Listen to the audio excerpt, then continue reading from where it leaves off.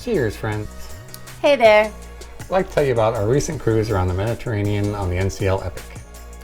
We've already put out a video that covers our experiences on the ship, and now we'd like to tell you a little bit about our experiences off of the ship.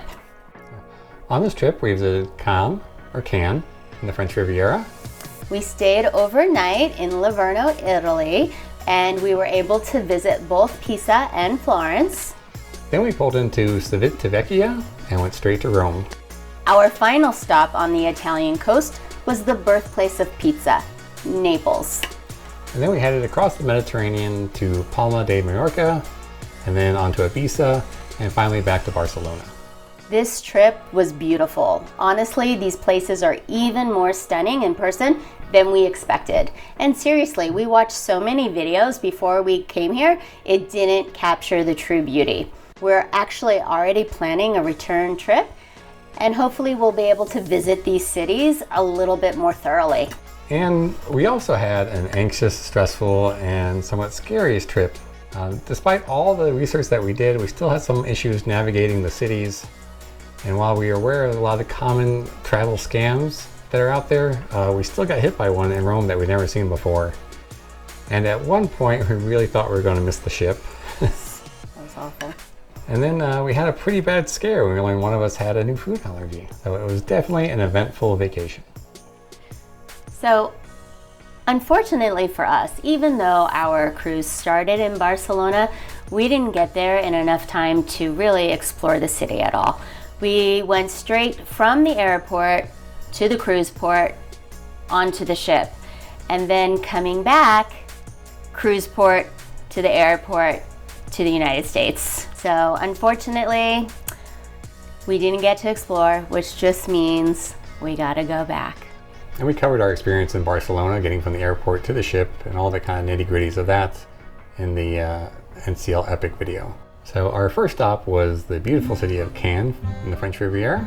It's more of a beachy kind of port, which makes for a great first day for us. Some of us were still a little jet lagged from getting there, and some of us did stay up most of the night watching the Stanley Cup finals. Now, Cannes is beautiful. It's just like you see in the movies and on the postcards. We finally tendered to shore. We got there about 11:25. Tendering is when the ship can't dock directly at the port. Instead, they use smaller ships like lifeboats to transport passengers to land. Since there's limited space, you need to grab a boarding group number and wait for your turn before heading to the smaller ship. We managed to secure a boarding group through our room's television the night before when we boarded, and we ended up in group 8. We found out later that those who got on the cruise in Rome could sign up for the tender 2 days ahead of time.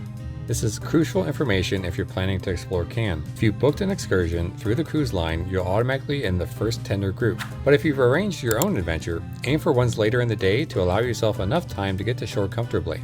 The first tender left around 9 a.m. I think, and our group 8 tender got us to shore around 11:25, just to give you a sense of timing. And then made our way up the beaches. There are a lot of public beaches right there at the port, so if you're looking for a nice beach day, just bring your suit and some towels. And we're not the kind of people that do excursions. We usually just like to get off the ship and go explore on our own and see what we can find. Now, there were a lot of restaurants on the beach, and we did find one. We got seated for lunch, and I noticed every table had ashtrays on it, which is unusual for us to see. And of course, every table was smoking with the exception of ours. We did have some great, beautiful views of the ocean from where we were sitting. And in addition to the smoking, we also got our first taste of European dining, where we had to pay for water and request ice cubes. Ask for ice cubes. The food was okay. I don't remember it being anything special. I think we paid more for the views. Yeah, I don't even remember what I ordered. So after that, we kind of made our way back towards the port and checked out a lot of the little shops that are along the way there. And we saw this cute little train that takes you through the city. So we hopped on that, and it was about a 45-16 minute ride. And during that time, we found a lot of different shops, a lot of restaurants, a lot of bars. And had we just went right instead of left, we would have been able to explore all of that. Yeah, so it was a great little way to get introduced to the city. We also did see there's a lot of construction going on right now at the moment, so that kind of ruined a little bit of our view. And after the train ride, we did do a little bit more shopping and checked out some of the districts that we got to see before finally heading back to the port to tender to the ship. Cannes was nice to visit once. I think if I went back, I'd want to take a train to go to Nice, one of the other cities on the French Riviera. I did enjoy exploring once we did the train ride and we saw the other areas. I kind of wish we would have found and stumbled onto that area first.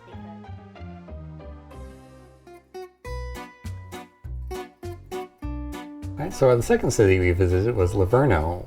And while the city looks historic and probably has its own charm, we were just passing through to get to Pisa and Florence. The ship docked here overnight, so there's no set return time for the first night. There's a convenient shuttle that takes you from the port into town, and it's just €5 per person for the round trip. They take cash or credit. And don't forget to hold on to your receipt for the shuttle ride back to the ship. As we hopped off the bus, we had a chat with the driver about finding our way to the train station. He gave us a friendly heads up to just head down this block and make a left. Easy peasy, right? But here's the kicker. He didn't say that's where the city bus stop would be to take us to the train station. If we had snagged a bus ticket, we could have hopped on the next city bus and got to the train station in a jiffy. We started by walking down the street and making that left. As we walked, it became pretty obvious that we weren't at a train station. When we checked Google Maps, it showed us that the station was about 30 minutes away. It's worth noting, many reviews I had read online mentioned a shuttle service that would take you to the station, but it seems that might not be available anymore. Since I hadn't looked into the public bus system in Livorno, we decided to take the opportunity to explore the port town a bit more and walk to the train station. Thankfully, the weather was fantastic, but honestly, I would not recommend doing this. In Italy, they still have newsstands all over the place, which is where you can purchase a bus ticket for just a few euros, or any other place that has this sign.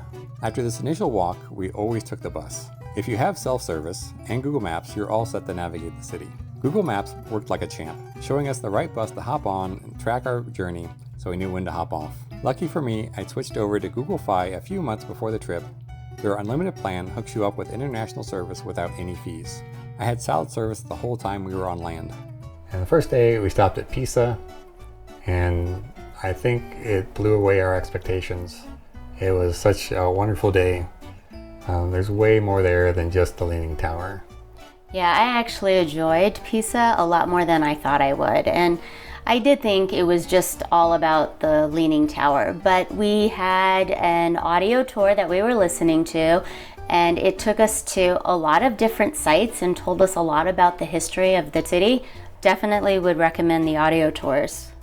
So yeah, even where the Leaning Tower is, there's a big cathedral and a baptism. And a cemetery. Which was really cool to explore on their own. And what was interesting, at least for myself, is seeing the restoration process in its entirety. They were restoring some paintings on the wall.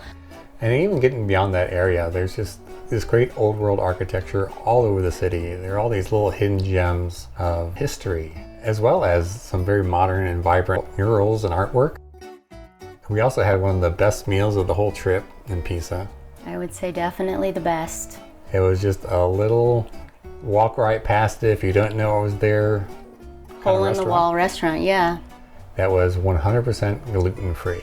And this is legit the best carbonara I've ever had. And we actually tried it again in Rome. Not as good. Yeah. And your focaccia sandwich. Oh, I had this sandwich with burrata and pistachio cream and mortadella, and it was absolutely delicious. And the focaccia was like spot on. It was crusty and crispy. Kind of made you question if it was gluten-free at all. It just looked too good, and it tasted way too good. I went with the bolognese, which was still good. It's probably the least favorite of all three dishes.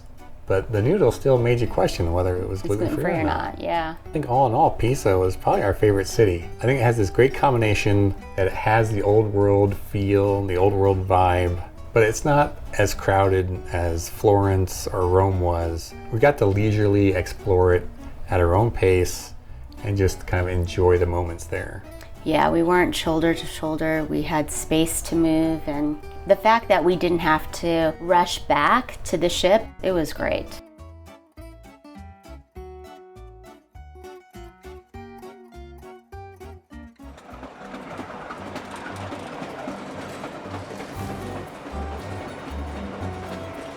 So the next morning we went back to the train station in Livorno. I actually had the best cafe latte, again, of the whole trip, at a train station. Who would have known? But we took a 45-minute train to Florence. Getting train tickets in Italy turned out to be a breeze. At every station, we spotted these user-friendly kiosks. Just pick your language and you're good to go.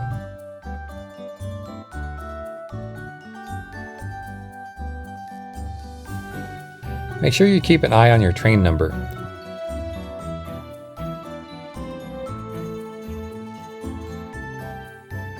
Once you've got that, head over to the boards to see your train number and which platform it's on.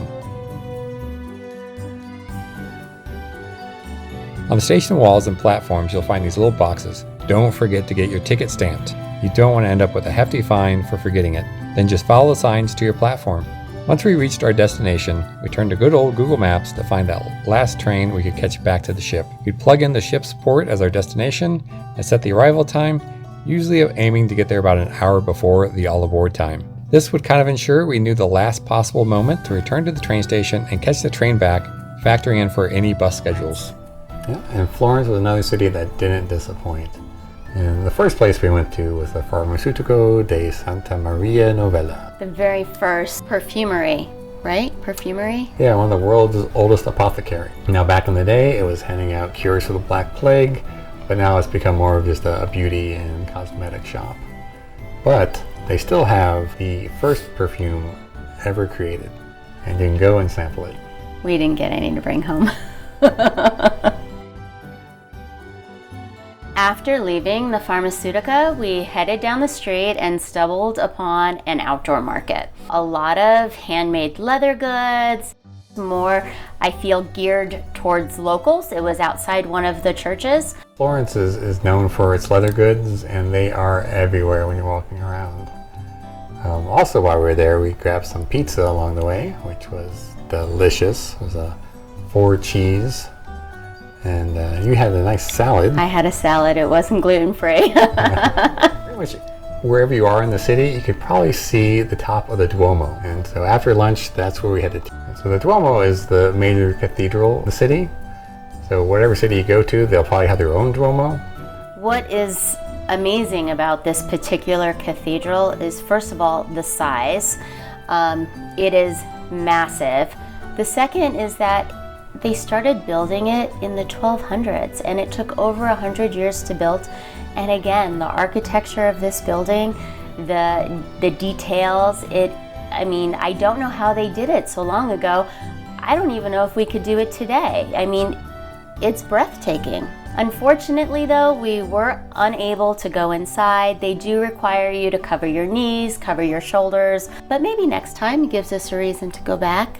Yeah, you really have to decide what it is you want to do before you get to the cities. Because the Duomo, you have to buy a ticket for and have a certain time, and there's a line. It's a huge line. There's actually a tower right outside of it that's less popular, probably easier to climb, but you still get the great view, and you get to see the dome from the outside. We didn't do that one either. We just wanted to explore the city. Lack of time. Now, they did have a shoe museum there that I would have loved to gone into. But Robert said lack of time. You wouldn't even known about the shoe museum if I hadn't told you about it. I would have wanted to go. So Florence, there was a ton to see. I felt like we didn't have enough time. This was the day the ship was leaving, so we did have to get back. We do try to get back an hour before the ships leave, just to be on the safe side. And there were still so many things that we just walked by, and I looked down the alleyway and I'd see this great statue or this great sculpture or something like that, and I want to go learn more about it. Yeah, the one thing I hated about Florence was the lack of time. I would have loved to explore the David. They had so many statues and fountains, and again, we did the audio tour, so we did get to see a lot of things. We learned a lot, but there's just so much there. Oh, you need days. Days.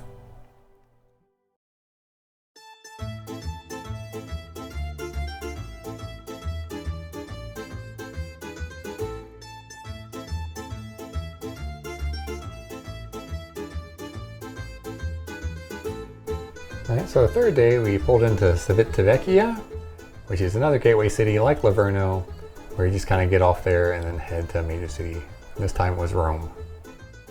So I checked online beforehand and read about the free shuttles in the port of Civitavecchia that's supposed to take you to the train station. You'd think I would have remembered what happened in Livorno. But anyways, we disembarked from the ship and I went straight to the NCL agent and asked about the free shuttles. They told us it was a green bus that's parked at the end of the lot. Off we went, scanning the row of buses, but there was no sign of a green one. Several buses had signs for Civitavecchia explicitly saying no train station. Eventually some red buses showed up, advertising the train station for €7, cash only, and we were just too excited to get our journey going, so we hopped in line, and fortunately we had our cash in hand, but it turned out to be quite a hassle for those who didn't. The bus whisked us directly to the train station, and during the ride we did catch a glimpse of that infamous green bus just cruising through town. As soon as you step off the bus, you'll see a red and yellow sign that reads Train Tickets to Rome. You'll be greeted by a friendly representative who will guide you up the stairs into the office for Train Tickets to Rome. Now, it's important to note that this isn't the actual train station or part of the train service. Instead, it's a tourism company that might offer you bus tours and other excursions. No other train station we visited had a special office like this. We headed through the doors under the Civitavecchia station sign and quickly found a familiar train kiosk that we're used to. Now, unfortunately, this was the longest train ride, so it did eat up some of our day. But Rome is even bigger and more impressive than Florence was, with so many relics and history. When we leave the train station, you walk down a street and all of a sudden there's this centuries-year-old house just in the middle of all these modern apartment buildings. I know, it's nuts. And then you look down the street and there are a bunch of columns just standing in the middle of a roundabout. And then we're walking past a park and it's this huge, like, I'm not sure what it was. It could have been a warehouse at one time. It could have been part of the aqueduct system. I don't know. We started our day exploring the Colosseum. We saw the Colosseum. We didn't explore the Colosseum. Again, we weren't able to go inside because of lack of time, but we did walk around it and we did have an audio tour, so we were able to learn a few things about the Colosseum. We did make our way from the Colosseum over to the Trevi Fountain to walk it, but we also stopped and we saw some of the sights along the way.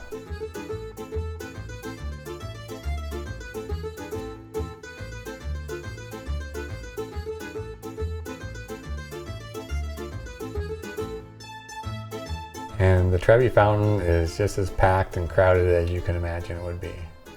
But we did find another very awesome gluten-free restaurant right there at the Trevi Fountain. Pizza on the Trevi. Yeah. And they take their gluten-free very seriously.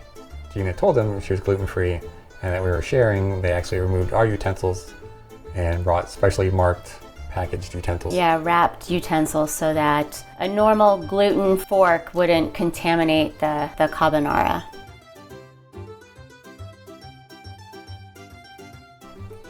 And they also had gelato at the Trevi with gelato, gluten-free gelato cones. I never felt I was being denied any of the Italian tastiness and desserts. And during our audio tour, they kept talking about when we go see a site, it might be blocked off because of some event going on or something happening in the city. And like I said, it mentioned it multiple times, and this really came back to haunt us. Because this was the city we thought we might miss our cruise ship. At the end of this audio tour, there were two places we really wanted to add on. And we had to try these sandwiches, and there was another gelato spot we really wanted to try. It kind of pushed us towards our deadline. Our time, yeah. And of course we were miles away from the train station, and there was absolutely no way we'd be able to walk back and be able to catch our train.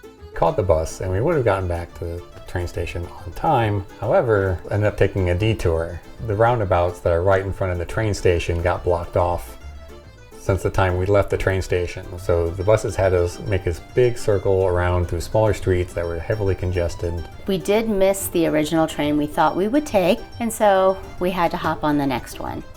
And so this is where we ran into the scam that we had not seen before on any of the YouTube videos. So before coming to Italy, we did our homework and watched a bunch of videos on the common scams we should look out for. Stuff like the guys who lay the art prints on the ground and try to catch somebody walking on them. But when we got to the station, we were hit by one that we hadn't heard about. As we entered the station late and with a bit of panic set in, we spotted the ticket kiosk and noticed a few guys hovering around offering assistance to people who needed it. And we approached the first available kiosk, and one guy came up and asked if we were heading to Civitavecchia. In the midst of our anxious state, we kind of just confirmed it, and he swiftly navigated the screen to find the station. With my mind focused more on catching the train, I kind of went along with his help, so he managed to find us the right destination. And although I didn't pay much attention to whether it was a regional or local train, my main concern was ensuring that we had the correct route at a reasonable price. So we snagged our tickets, and this man led us straight to the nearest punch box for stamps. He zipped us through the station, pointed us to the security area, and then onto where our platform would be. I double-checked the wallboard to make sure that we were heading to the right platform, and this guy had pointed us straight to it. These guys are definitely all about lending a helping hand, and they're very persistent. And before parting ways, I could see it coming, his hand reaching out for a tip. I scrounged up all the coins I had jingling in my pocket, which was about 3 or 5 euros. We didn't really need his help, but he did speed up the process of us getting through the station. He wasn't quite thrilled with the amount, but not too angry either. There was a frown and some muttering, clearly hoping for more, but that's where it ended. These guys are very assertive. They'll walk up and just start touching your screen. You'll have to be just as assertive declining their services. We did get back to Civitavecchia. I think we had like 12 minutes. So now we have to go from the train station to the cruise port. We knew where the buses were going to be, and when we got out of the station, we could see that there was a big line for the bus. We started heading that direction, and of course the taxi drivers were there, and I figured they were gouging just like they do when we were leaving the ship. But I heard one of them say that he was going to offer us the trip for the same price as the bus. So I ran over to this guy and confirmed that it was going to be the same $6 per person, and he agreed, and he also promised he can get us to the ship on time. Which he did. I think originally it was going to be like $6 a person. I think I gave him 25 euros and thanked him very much for his service. And we got in line to get back on board. The interesting thing was, once we did get back on board, we were able to see the port from our balcony, and bus after bus. There were so many people late getting back to the ship. But Rome, again, it was a great city. We saw so much, and yet there's still so much more to see. So many things. But I wasn't disappointed in the time that we did spend there and all the things we did get to see.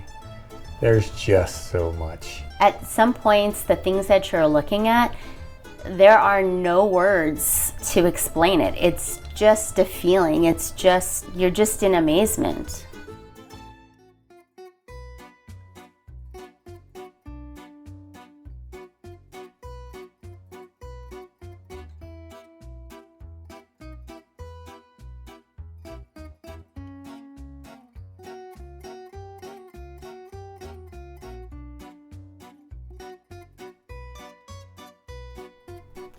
So the next day we pulled into Naples, and what a relief. There's no tenders, there's no buses, there's no shuttles. No trains. Yeah, you just get off the ship, walk down to the port, and you're pretty much in the heart of the city. So our first mission when we got to Naples was breakfast. It was a little bit of an adventure. There was some construction going on, so we got a little turned around, but luckily one of the local street vendors, some guy selling cigarettes on the side of the road.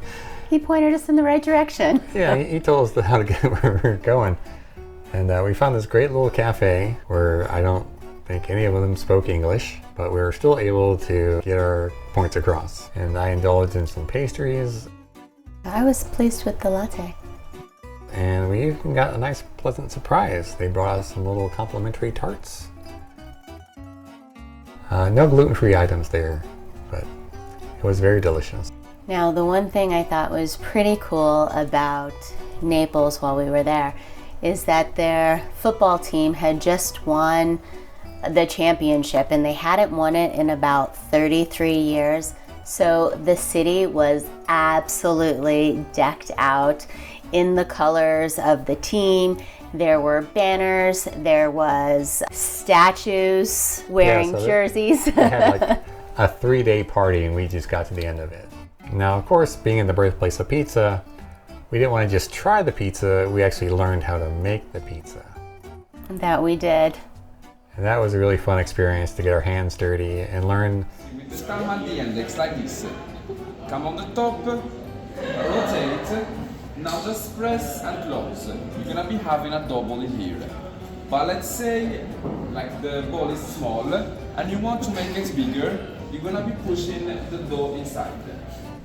We actually learned a lot about the region and how the pizza in Naples is very different from any place else because of all the volcanic soil. It affects the water, it affects the flour, it affects the tomatoes. Everything there is very unique to Naples. And one thing about this class that was really interesting, at least for me, is that I was able to participate and get my hands dirty and knead the dough and make the pizza. But then we did a little swap at the end, and they actually made me a gluten-free pizza. Afterwards, we tried to do a little bit of shopping, but it was Sunday. And if you live in the Bible Belt, you know what that means. All the stores were closed. Yes, most of the stores were closed. A lot of restaurants were closed. A lot of street vendors were closed. As much as I enjoyed Naples, it probably wasn't an awful thing that the stores were closed for our wallets. Yeah, so it's just something to keep in mind when you're looking at your itinerary and what you're going to do on Sunday. I enjoyed our day in Naples, and I especially liked getting my hands dirty making the pizza. Next time, I would definitely take a bus and explore Pompeii. Yeah, another popular thing to do in Naples is catch a ferry out to some of the neighboring islands, which we saw a lot of people doing. So I'm glad we got to experience Naples once, but I think we'd probably use it again as a gateway to something else. Yeah, to other adventures. So after a nice relaxing day at sea, we found ourselves back in Spain in Palma de Mallorca. Now this was a nice port because, again, no shuttles, no trains, no tenders, just get off the ship and walk right down the pier. And we started the day with a hop-on, hop-off bus, and the bus stop was actually right at the port as well. The first stop on our tour was the Cathedral of Mallorca, and it was stunning. Breathtaking. It was beautiful. Definitely get there early in the morning because there's some beautiful stained glass throughout the whole cathedral, and the angle that the sun comes in just lights up the whole place. It's amazing. The reflection on the floor, the walls, a lot of stained glass, just breathtaking. Definitely worth the time. And then we continued our tour and did a full loop around the city to get a little acquainted with it. And we saw that just a little further up from the cathedral was this really nice park area with lots of trees. Lots of shade, lots of restaurants, and it was lunchtime. So we headed up that way and found a little corner cafe, a little tapas restaurant. So between the three of us, we ordered a variety of things off the menu. Being gluten intolerant, there's a lot of things I typically don't participate in. However, we did have this plate of calamari, and it did look super tasty, and there was a really small, tiny piece, and so I decided to eat it. About 30 seconds into eating this small piece of calamari, I felt like I was on fire from the bottom of my feet to the top of my head. Fire hot, and then the itching started, and then my throat started to close. So I recognized this as being an allergy, and I needed to get something into my system pretty quick. Fortunately for us, literally behind us across the street was a pharmacy, and super easy, walked across the street, explained to them what was happening. They gave me some allergy medicine, and I was able to take it at the table. So we also learned that in these kind of historic districts, they might limit where taxis and Ubers can pick you up. So we actually had to go back to the cathedral out of the area that we were in because there was no service. They couldn't be picked up there. So we did get a taxi, we did get back to the ship, and then we learned that the medical offices on the ships are not 24/7. Yeah. So we were hoping to get some liquid Benadryl or something that would just a little stronger. Yeah, something that would act a lot faster and take care of the issue. No luck there, so we ended up going back to the cabin and just let you rest. To rest, take a cold shower, and I'd say a few hours later I felt back to normal. Fortunately, I wasn't feeling that I needed to seek medical attention. So that concluded our day in Mallorca. Yeah. And then we were on to Ibiza, which was a very nice, relaxing day on the beach. Great way to end the vacation. Again, you just get off the ship, you walk down the pier, you're in the city. Beaches galore. Yeah, did a little bit of research and found one that was within reasonable walking distance. They had a couple of restaurants and a nice lounging area with umbrellas and chairs. Yeah, a lot of covered loungers, little safes and lock boxes so you could put your belongings in it when you decided to go into the ocean. Now, some of the reviews I saw stated that only the front row had to order food and drinks, but we learned when we got there, all rows had to order food and drinks. And from the wait staff that's walking around on the beach, you couldn't go up to the restaurant and order. That didn't count for some reason, but it was definitely worth the price of admission. Yes, the drinks were delicious, lunch was tasty, the loungers were super comfortable, and then only feet away from the water. And the beach was really nice, especially around where the restaurants were. You could tell a little further down, nobody was taking care of the beach. I did see pictures of that online, and there are free open places where you can just bring a towel and an umbrella or whatever and have your spot on the beach. Yeah, there were a lot of families that were there doing that as well. So it was definitely a nice way to kind of wind down from our vacation. It was the perfect way to end the trip. I definitely think that Pisa was probably my favorite port, our city. I did like Pisa a lot as well. It has that nice, perfect balance of you get the historic Italian architecture and history, but it's not super crowded and it's not go like Florence. And yeah, there's not a lot of hustle and bustle there, so you don't feel rushed. And I think that just adds to the enjoyment of Pisa. Definitely. You get to spend a lot of quality time with the people you're with at a nice, slower pace. Yeah, I definitely would go back there, but there's a lot of other things I need to explore. True. We will definitely be back to Italy. Wow, friends, that was a long video. We really appreciate it if you made it this far. Maybe in the future, we'll just do one port per video and make it a little more consumable. We're so grateful for all the friends that we've made here on YouTube and really appreciate your continued support and love hearing your thoughts and comments below. So until next time, friends, cheers!